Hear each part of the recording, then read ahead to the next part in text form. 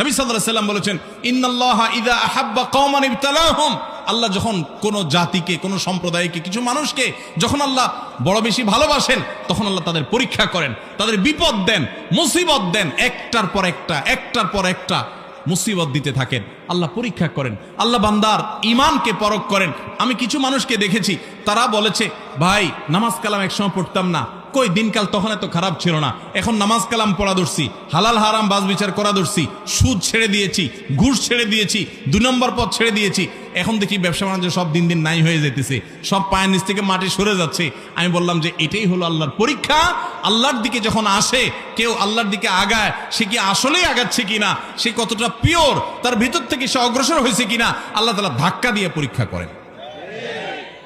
ভাইরা আমার, আল্লাহ যদি কষ্টের মধ্যে রাখেন তখন সবর করতে পারা, এটা হলো শুকরিয়ার পথ এবং পদ্ধতি, যে আমি সবর করব নিজেকে।